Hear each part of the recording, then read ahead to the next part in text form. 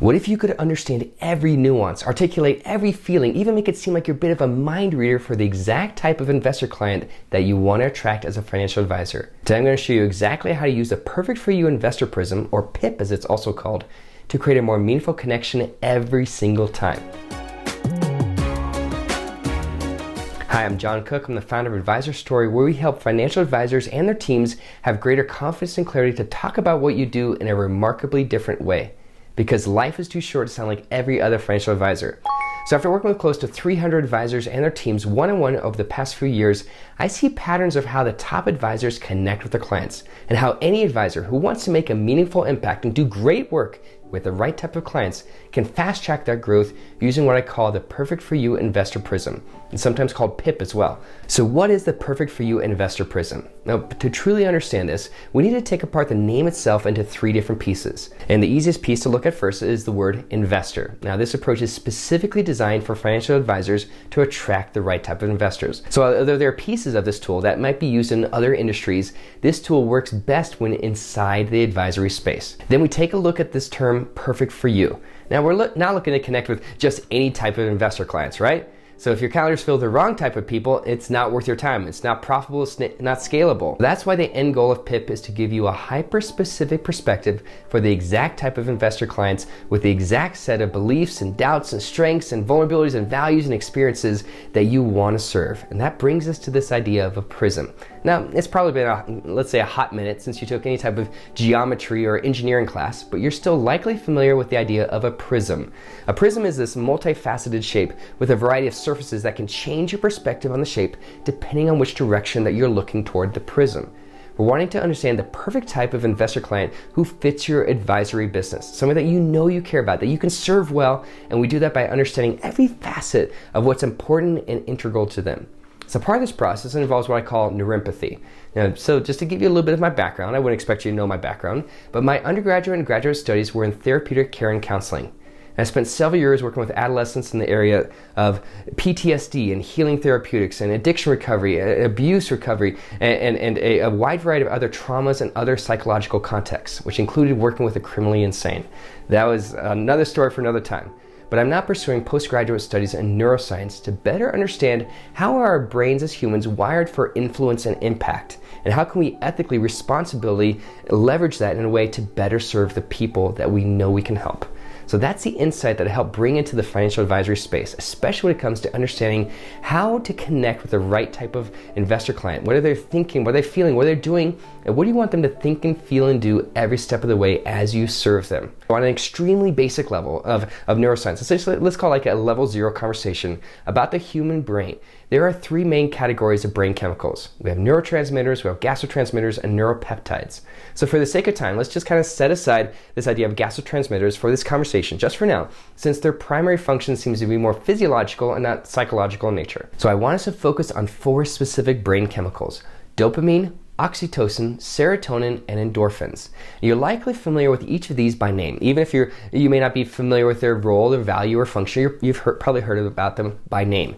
So essentially, again, at a level 0 conversation about neuroscience, your investor clients crave some type of unfulfilled desire. They want something that they don't have, or they don't have something that they want. So when that unfulfilled desire is met, there's a rush of satisfaction, and it's powered by what we would refer to as dopamine. So what are the unmet desires that your ideal investor client is craving right now? What can they not stop thinking about every hour of the day? Whether they're walking, they're driving, they're going somewhere, even in a meeting or conversation, like, oh, that's still on my mind. If you can articulate that better than any other advisor, you will automatically have a stronger message. And that brings us to oxytocin. Now, oxytocin is tied to this idea of connectivity. It's what's released during a great hug or a team celebration or even during childbirth. It's tied to what we call dopaminergic activity within the mesocortical limbic dopamine system. Whew, that's a mouthful, but don't have to worry about that, because in plain words, what it means, it's closely tied to dopamine release and the sense of belonging. It's what bonds newborn babies together with their moms, and it's so powerful. It's also the same sense of belonging that so many investors crave, because we all want to know that we're not alone. So when it comes to talking about what you do as a financial advisor, what are the ways that your ideal investor clients want to know that they're not alone? So how can you communicate that you're with them every step of the way? How can they know with certainty that they're part of your client family? And the third chemical we need to look at is serotonin, which plays a dynamic role in this idea of optimism and hope and positive outlook. So think about the last time that you took in a great walk in the sunshine. So after 5-10 minutes, you're already feeling lighter, brighter, maybe even more energized, right? So that's the natural effect of the sun activating serotonin production.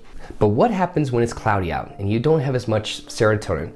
There is a noticeable difference in your mood. Serotonin deficit production is one of the leading contributors to depression and negative mental health experiences. So if we bring this idea of serotonin into the investor conversation, there are sunshiny parts of investing and there are cloudy, stormy parts of investing. Again, on a very basic level in conversation. The market is going up. The portfolio is looking good. Your investor client's business, it just increased its annual revenues. That's a sunshiny type of situation as an advisor. Well, your investor client is likely has patterns of increased serotonin that's tied into their neurological system because there's an elevated sense of optimism and positive outlook. But what happens when the market goes sideways or the business collapses for your investor client? That's one of the storms of life moments. I did put together another video sharing about why one of the best tools for you as an advisor to share in that moment is what I call your storms of life story.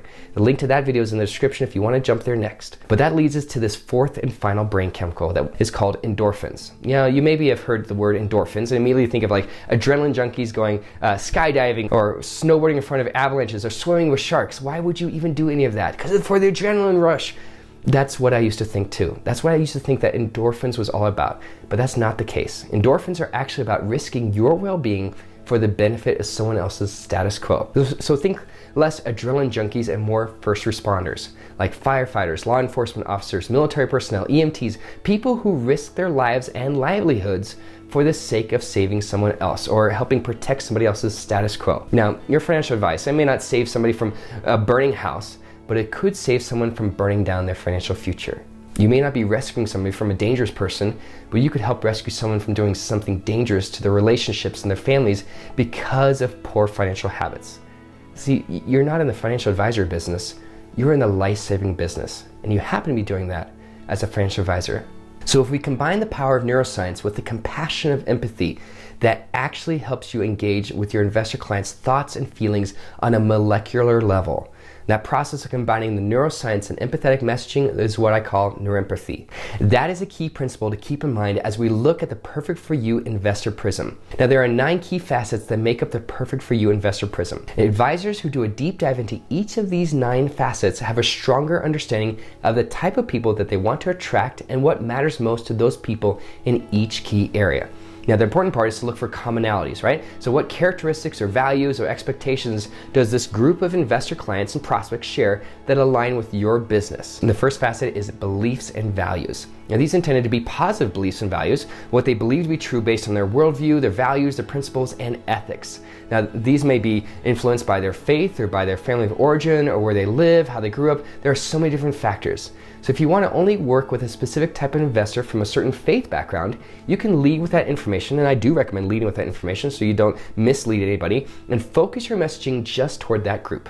So if you're looking to work with only people who are entrepreneurs, focus on speaking only with entrepreneurs through your marketing, your website, your social media, your speaking engagements, and so on and so forth. The second facet is strengths and skills. What are the strengths and skills of your ideal investor client? What are they really good at, and what do they know to do well with consistency? There are many different types of strengths and skills. So think outside the box of the usual, oh, they own successful businesses, or they're in a high income position. Those aren't skills, and in many cases, they're also not necessarily a sign of strength. It's a sign of potential investment strength, but a great income with lousy spending habits is the reality of many successful executives and business owners. That leads us to our third facet, which I call golden cracks.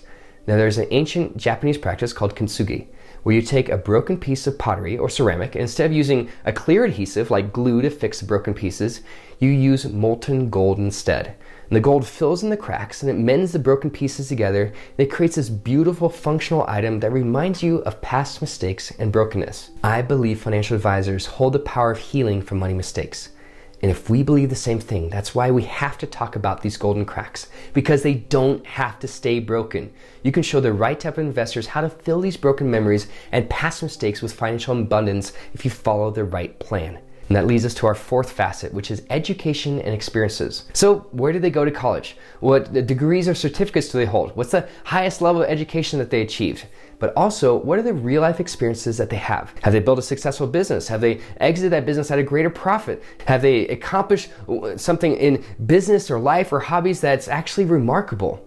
The fifth facet is what I call your ordinary world. So it's likely that their everyday reality is not as great as it could be. So I call this living in your ordinary world.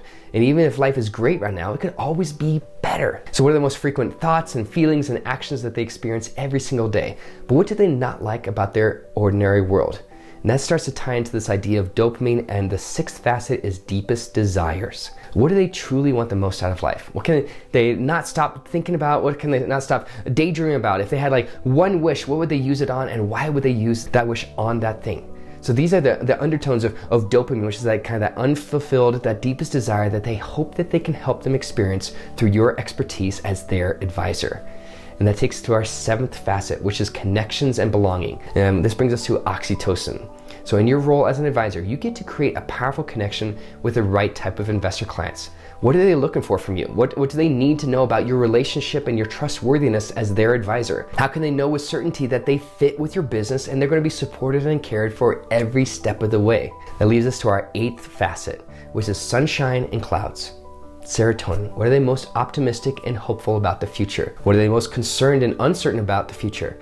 Sunshine and clouds are over every type of investor. So identify what that sunshine and clouds experience is for the type of investor that you know you can serve as an advisor. That leads us to our ninth and final facet, which is your extraordinary world. The ninth facet, it's this dream where everything that they want in life is their new reality. Their deepest desires are met. Like they have a sense of connection and belonging with the people closest to them. They have optimism and hope on the horizon. No dark skies ahead, right? So articulating what this extraordinary world looks like is a powerful part of helping the right type of investor client dream about the future. 9 facets all waiting for you to do a deep dive into the Perfect-for-You Investor Prism. So have fun, and if you get stuck along the way or you need some more ideas, just drop your questions in the comment section below. If you like what I shared today, please give us a thumbs up, hit subscribe to catch more of my videos about how to create a more powerful, meaningful way to talk about what you do. Because life is too short to sound like every other financial advisor. Now, one of the biggest benefits of having a fully built out Perfect-for-You Investor Prism is that you get to create your heroic investor story. Now, this is the process of attracting and closing the right type of investors to your advisory business, and it uses the power of storytelling. So I created a video about how to build out your heroic investor story. Hit play on this next video. I'll see you there.